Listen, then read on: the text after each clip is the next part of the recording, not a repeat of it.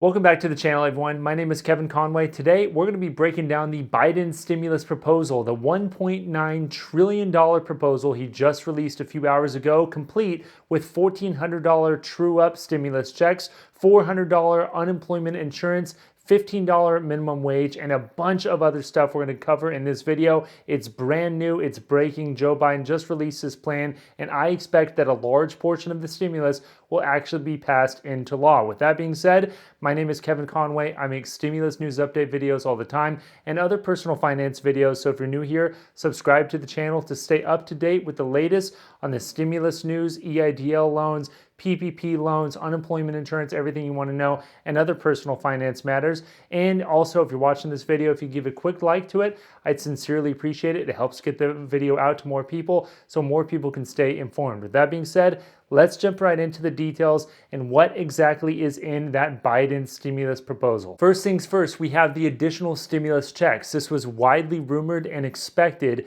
but now we have confirmation that Joe Biden does support the $2,000 stimulus checks. Now here's the catch. It's not actually an additional $2,000 in his proposal. It's an additional $1,400 on top of the $600 stimulus check that we received back in December, and some of you may be receiving now, or maybe haven't even quite received that $600. That is the proposal here. It's $1,400 on top of the $600 benefit to equal $2,000. Now, we don't exactly know what the income cutoffs will be for certain. We don't know if they're going to use 2019 income or 2020 income because now we're in 2021, but we do know that the $1,400 will be on top of the $600 to equal $2,000. I suspect, given the language, given what he said, given what has been released thus far, that it'll be based upon whether or not you qualified for the old stimulus check. If you qualified for that stimulus check, you are going to be entitled to this $1,400. So that's my take. That's what I see from reading all of what has been put out so far. We're going to know a lot more in the coming days as we get the text of the bill, as we get more details on it. So subscribe if you want to know exactly if it's going to be based upon your 2019 income, 2020 income, some hybrid of the two, or some sort of other mechanism. We know that there are senators out there like Joe Manchin who said he doesn't support the $2,000 check if it's going to go to high-income Americans, people who have household incomes of, say, $100,000, $150,000, or nearly, they would qualify for that stimulus check. We don't know if that's going to be the case here, but we're going to find out in a few days. But we do know a third stimulus check is on its way. Next up, and I think this is almost as significant and in many ways more significant, is an extension of the federal unemployment insurance boost. And not only are we going to extend it until September from March, where it's set to expire today, we know that Joe Biden supports $400 additional boost as opposed to the $300 federal boost that was just passed in the last round of stimulus. This is very significant because it is an extra $100 a week, an extra $400 a month, and it's going to be extended until September. We don't exactly know if there's going to be additional mechanisms in there to tailor the $400 boost down as unemployment rate goes down. But as of right now, the text, as of what we know, what has been released to the public, we know that that $400 boost is there, and it could very well be the case that it's $400 every week all the way through September. Now, we do know that this will be on top of your state benefits. So if you live in California, you're going to get $400 a week, give or take on the maximum for California, plus a $400 federal boost. If you receive any amount of state unemployment, you're eligible for that federal boost. You receive $100, $50, $150, doesn't matter. You're going to get that federal boost. So that's really going to help you out if you don't have a job. And we don't exactly know all the details as of yet. And I keep saying that, but that's because I'm bringing you guys the latest news as I see it. We're going to know more in the coming weeks.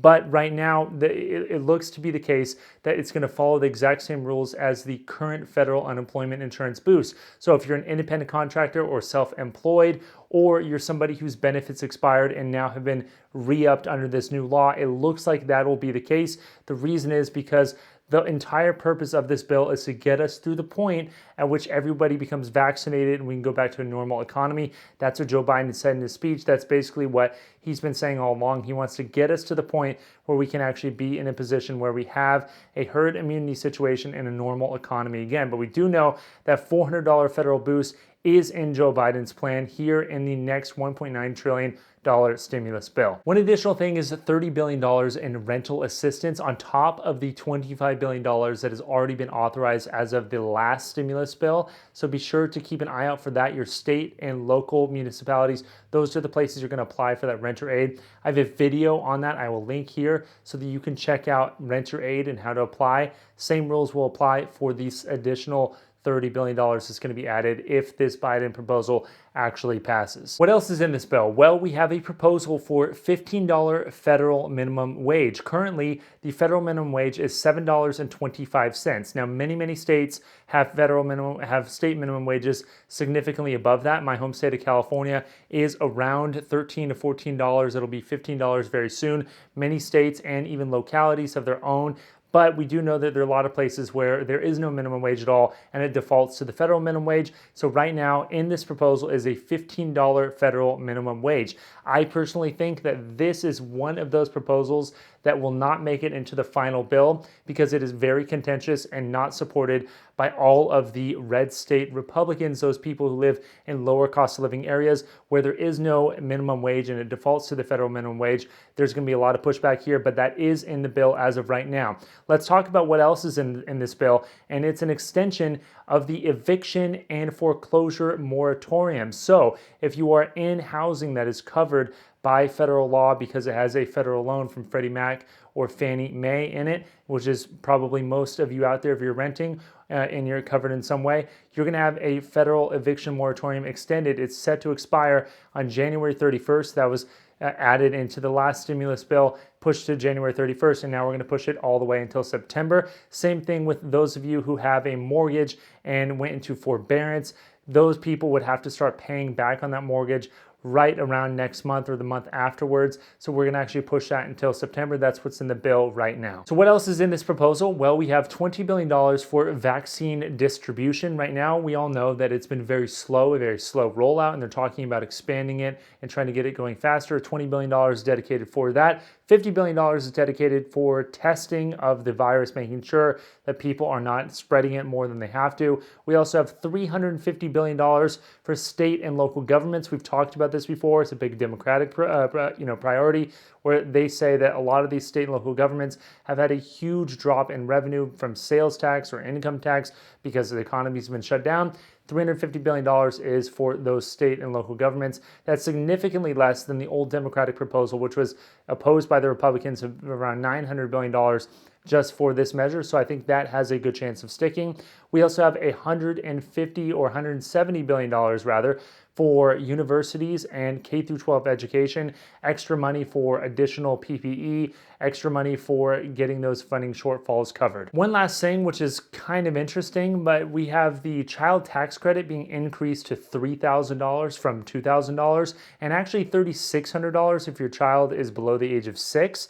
Seems kind of random to me, and I'm somebody who has a child under the age of 6, or under the age of 1 actually, and that would be great, but it doesn't exactly seem too tailored to the virus, but that is in the bill and that would help out a lot of people. But it is kind of interesting that this is kind of tailored on. I imagine this is one of those things that gets debated and maybe is a bargaining chip. That's just my personal opinion. With all of that being said, what do you guys think so far of what is in this bill? Does it do enough? Are you satisfied with it? What else would you like to see in the bill? Do you think that it doesn't do enough? Are you still waiting on your stimulus check? Comment below. I want to hear from all of you. We do know that this is the first of 2 bills that Joe Biden wants to put in his first 100 days in office, one of which will be focused on, after this bill, infrastructure and job creation. That is the very large bill that's going to follow on top of this one later on, but it's not exactly related to stimulus checks or unemployment insurance. But what is not in this bill today, which a lot of people were expecting, and I want to hear from all of you, is the student loan forgiveness. A lot of people were talking about $10,000 in student loan forgiveness. That is not in this bill at all. Joe Biden has said that he supports that student loan forgiveness, but it is not in this bill. He may have said it, but it is not in this bill so far. It may come later, but that $10,000 everyone was talking about, some people were talking about $50,000 of student loan forgiveness, not happening, not in this bill, at least not right now. Now, no matter if you're on the right or the left or kind of apathetic on politics, this stimulus bill is not a slam dunk. If you're a Democrat, don't expect to get every single thing in this bill. And if you're a Republican, don't expect everything in this bill that you may not like to pass. The reason is because the House of Representatives and the Senate both have to agree and pass this bill before it gets sent to President-elect Biden's desk once he takes office. The reason why that is unlikely to occur in the state of the bill today is because the House of Representatives is currently separated by less than 10 seats. It'll be around 10 seats or so when a few other races are decided. And the Senate is tied 50-50, meaning if one Democrat defects, namely someone like Joe Manchin, a centrist from West Virginia, if he defects from the Democrats and goes and votes against the bill, well, they don't have enough votes in the Senate to pass the bill. But if all the Democrats vote together and they have 50 Democrats on one side, the Republicans can't do anything about it because the vice president, in which case it'll be Kamala Harris, will be the tiebreaker vote in the Senate. That means that this bill, basically by default, needs to have a down the road path in order to be successful, because they can pass it with just a bare majority. It wouldn't be ideal because they would have to use a process called reconciliation, which is very esoteric and isn't really worth talking about here, but they can do it, but they only can use that, option a few times in their session, which they don't want to probably use it right now when they have other bills they want to pass later on. And so they're going to need this to be bipartisan, or at the very least, not polarizing enough to move some of those centrist members of the Senate against this bill. That's why this bill is going to change. You're going to want to subscribe to the channel so that we can tell you what the status is, what people are talking about in Congress on Capitol Hill, and what the latest status of the stimulus bill is. Because I remember when I was first researching about the stimulus bill way back in the beginning of 2020, I thought there's no way we're all going to get these stimulus checks. Yeah, right, $1,200, give me a break. And then, every single week it became more and more real. And I still didn't really believe it until it actually hit my account. And I'm sure many of you felt the same way. So you're going to want to really stay informed so that I could bring you the latest in this bill and so that you could stay informed and even reach out to your representatives if you want them to know how you feel. That's pretty much all we know as of right now, and we're going to be breaking this down for you in the coming days as we learn more and more. So if you want to know more about other personal finance videos, how to invest, everything else, check out my other videos. If you're looking for a good checking account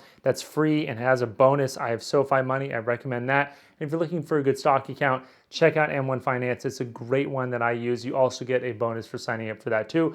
Both are free to get. You can get $80 for basically doing nothing but signing up and depositing a small amount of money. And also, if you're looking to learn more about the EIDL Advance, that program is going to be available for the portal. It's going to be open. That's going to be this Sunday. Check out my previous video. I talk more about that. And PPP loans and unemployment insurance, renter aid, all of that is going to be very important. Be sure to check out those videos as well. With that being said, my name is Kevin Conway, and I will see you next time. Thanks.